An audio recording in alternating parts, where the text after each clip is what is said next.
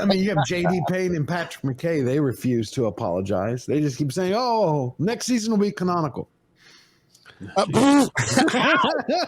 know it can be, but the point is like, if they could, you imagine what kind of credibility? Well, I don't think they'd have any, but if they actually stood up and go, "We had a vision, we made a mistake, we didn't follow Tolkien. We're going to do better. We're going to this time scrap all our ideology, scrap our vision. And we're going to go forward to following the professor's art." I'll tell you one thing I can say publicly is one of them is not a bad guy. One of them is a bad guy. One of them is not a bad guy. One of them is a bad guy. And they are both way like over their head. They don't have the talent to take this on, and they never did. And it was never intended for them to be the showrunners at first. It was a possibility. They were considered for writing, but they were like, things got out of hand quickly. So what I can say is, like, Rings of Power did not start out as a piece of shit. Like, there was people involved who wanted to make a proper adaptation of Tolkien, but there is a ton of factors aside. But ultimately, J.D. Payne and Patrick McKay cannot fix this problem because they don't have the talent. So that's why they don't. And that's why, Lindsay Weber comes in and Jar Jar Abrams the whole fucking thing. And then all of a sudden I've got people contacting me going, you're on the right track with this one. You're on the right track with this one. I mean, you are. And they want to tell me a little more. So it's interesting. The anatomy of this failure is the anatomy of every single. That's why it's not our first rodeo. We've all watched this over the last few years. It's the same failure we saw with The Last Jedi. It's the same failure we saw with Star Trek. Star Trek, they license out their convention because they want it to be like Star Wars Celebration. They do one convention in Chicago and it gets canceled the next fucking year. It's canceled. So they took it away from Vegas to do their own thing, and they fucking cancel it the next year.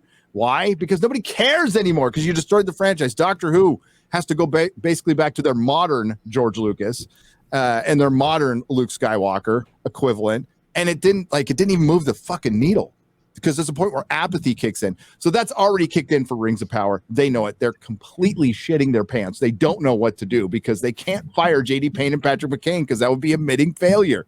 So they're just going to burn the money. Oh, and the Tolkien estate, they share their fucking that they have a huge portion of the blame on this. Oh, yeah. Yes. But that's because of Simon, though. That's because of Simon. You remember that he has chip on his shoulder about J.R.R. talking about his grandfather, and he wants to shine on his own. Remember, this is someone who said, "I am not a writer. I'm an attorney. I was a barrister for 20 years, but I wanted to get my hand at writing." He could not get published under his pen name. So after 7 years in my research, he then went to HarperCollins and said, "Hey, I'm Tolkien. I'm a grandson." And they're like, "Well, why not?" I got audio of Simon saying Peter Jackson stuck too close to the books. Yes, you're right, Gary. He said he stuck too. He did in an interview with BBC. I've got more on him later. But this is the thing that blows my mind, like with the Tolkien estate. It's like, did you not make enough money from like the decades of book sales and the Peter Jackson trilogy and the Hobbit trilogy? Like, fucking hell, how much more do you need? Did you have to like literally dig up the corpse of your grandfather and ass rape him in order to get more money? Because that's what you're doing, basically. Now he's not evil, just incompetent and possibly a little bitter. And he's the one in control right now. It's hard when you're the untalented, fucking unwanted grandson of the family. Well, he's got 4 interviews, and in one of them he states, he was, and I couldn't believe he stated this in the interview. He's like, "I was tired of living in the shadow of my grandfather." And I'm like, yeah. Well, you know what, Simon? Maybe you should have been a better fucking writer. Maybe you should have been born smarter or more talented, you dick. Right. I hope you're proud of yourself now, because this is on you. The thing is I heard a rumor, I don't know if it's true, is that he actually has a contract in play with Amazon to make one of his mystery books into a show for Amazon. That'll be seen by literally dozens of people. Yeah, I'd love to. Yeah, I can find out. That totally sounds believable. I've been trying to confirm it, but yeah, he's supposed to have I'll tell you, I think it's called Mystery of Egypt. No, I'll tell you the name in a second. Yeah, and the other heirs, like, they could give a fuck. They just want. Oh, but they're trust fund babies. Did you see them all at the London premiere? There's like 20 of them.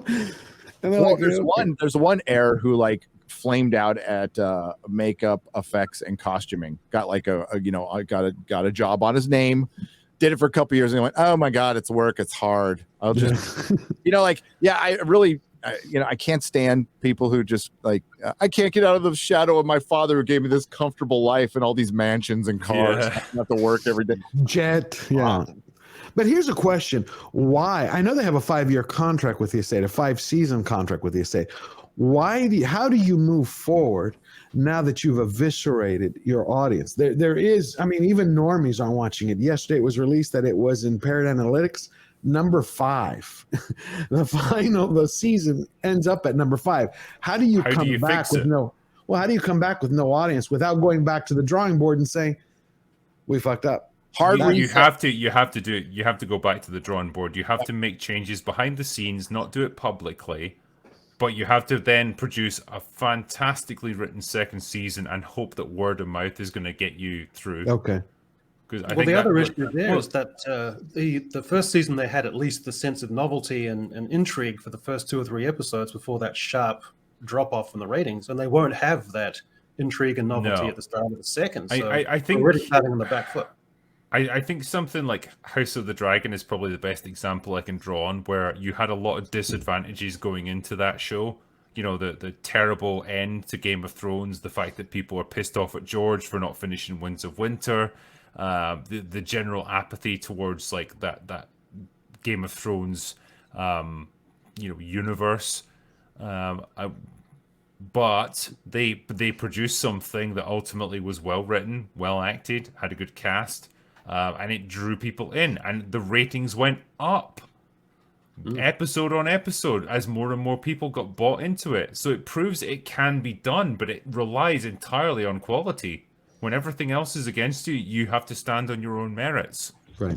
But then that is going to rely on them bringing in really good writers to do this show. And I don't think they will. No, and they've got everything going against them right now. Like, this is even going against House of the Dragon, which incidentally is really good on its second viewing when you're binging it. It's really good. But is the 2-year wait that we have to wait for every of these prestige series now, which you didn't with Game of Thrones. It's going to absolutely kill Rings of Power. Like, you have no chance. They have zero chance of retaining half of their audience in 2.5 years from that dog shit. Absolutely correct. Because when season 2 comes around, it'll be like, oh, can't wait to wait. Who was in this? Who's even? Think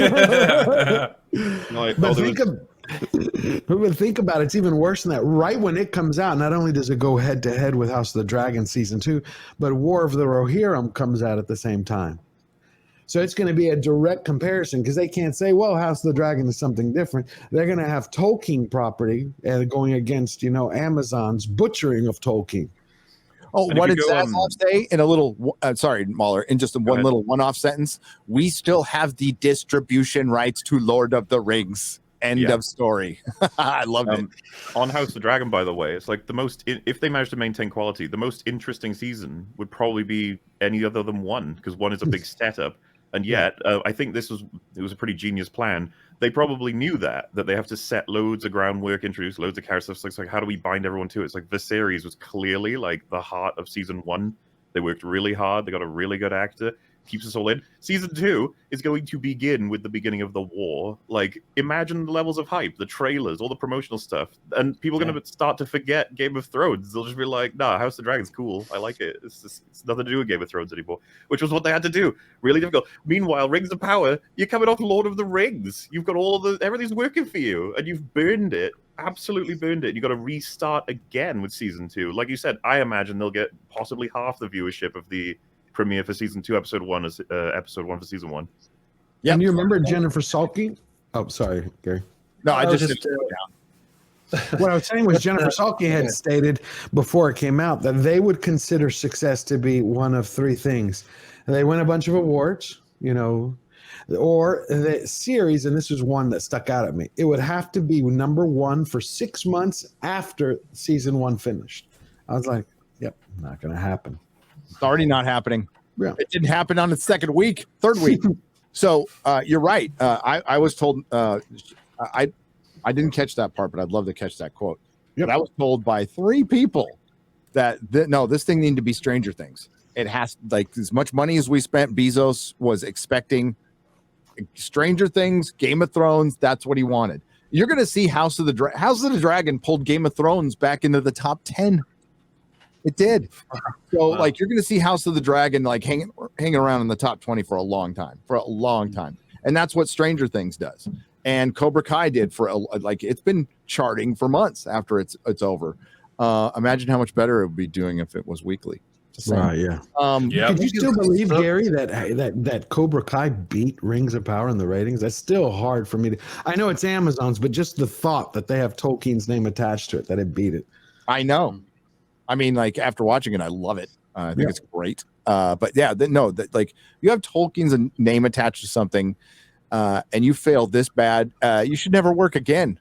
Yes. But you know, Kathleen Kennedy should never work again. I don't care what she's accomplished. She didn't put Han, Luke, and Leia together in a scene. Anybody involved? Wait, Gary, you mean you're not excited for Indy 5 to see him get replaced by fucking dead-eyed simpleton like Phoebe Waller-Bridge?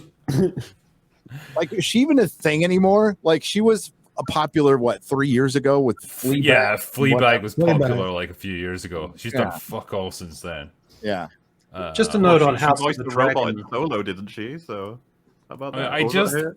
It's weird because it's like, if you were to make a meme of Kennedy, like, what would her input to any film be? It would be pretty much, why don't we make this character a woman? And that's literally what she does every single fucking time. Like, she's a walking meme. And she doesn't care. It's just like, yeah, that's all I can think of. That's my only creative input to any film. Let's just make this character a woman now. Great. Genius, Kathleen. How's that worked out for you so far?